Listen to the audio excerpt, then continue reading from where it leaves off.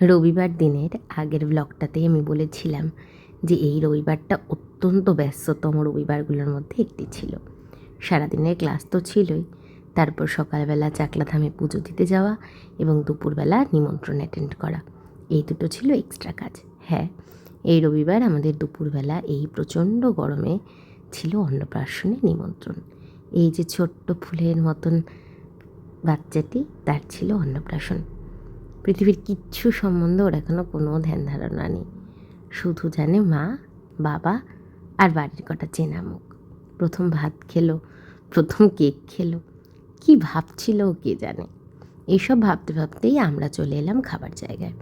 এটা blossom banquet হল। এই ব্যাঙ্কুয়েট হলটা খুবই সুন্দর।